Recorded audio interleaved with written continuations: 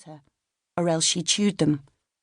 Purple-veiled, she was taken down into a dark, enclosed inner sanctum, and placed on a gilded tripod that teetered over the fissure.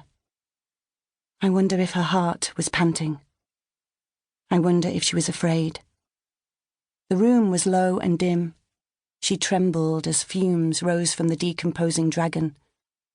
Sly, sweet, lifting vapours that lurched her into a blood-thumping blur or violent trance, her limbs loosened from her own control.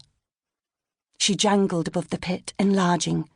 Apollo moved the bones of her jaw, her clump of tongue to speak through her mouth, a male voice issuing furious barks, a roar. The historian and essayist Plutarch, who worked as a priest at Delphi, attributed her ecstasies to the pneuma, the breath of the fault in the rock. He wrote, rather memorably, that she looked like a wind-swept ship. It was probably anaesthetic, the rock's breath, sugared ethylene or ethane, a heavy, crawling asphyxiant. The sanctuary lacked oxygen, and therefore low. The future spilt from her mouth. Theia Mania, Prophecy by Divine Madness. The philosopher Thomas Hobbes suggests that our urge to look into the future is rooted in our terror of death or poverty or another calamity. That this fear gnaws at us like the eagle gnawed Prometheus's liver. I'm not sure. Teenagers, for example, swoon over stars in magazines because they want the future.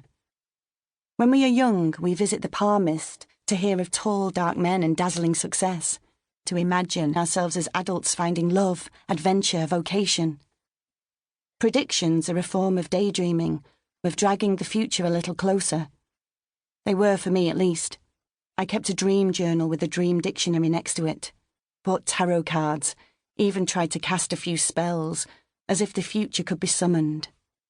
Supposedly, the most basic spell is the glamour, but I had a hooked nose and hairy arms, and it didn't seem to work that well for me. One of the few things I know about my father is that he said he was psychic. Is that why I've always sought out oracles? Perhaps it's in my blood. My father died when I was 2. I don't remember him. Apparently he was fun, what people call the life and soul.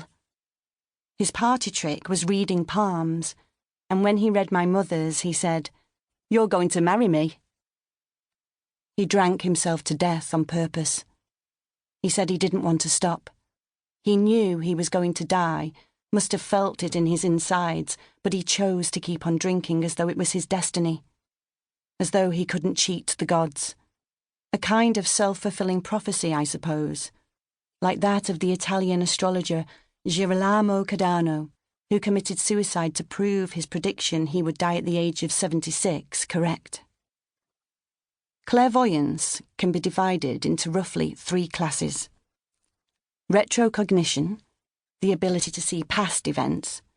Remote viewing, the perception of contemporary events outside the range of normal perception. Precognition, the ability to predict future events.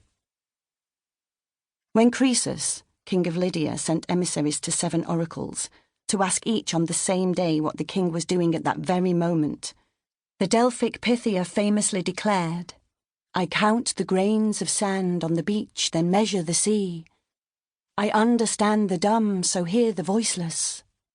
After this, she correctly reported that the king was making a lamb and tortoise stew. I would class this as remote viewing. Oracles were most keenly sought, though, for their precognition, despite the fact that the prophecies of oracles could be mainly understood as the gods explaining their intentions verbatim. Famous proclamations such as, "Love of money will ruin Sparta," or, "If you cross the river, a great empire will be destroyed," can, in other words, be understood as the gods saying, "Do what we wish or we will punish you." Oracles didn't then quite predict the future. They only provided intelligence about the plans of the most powerful, though these were admittedly so likely to come true as to be easily mistaken for prophecy. It was like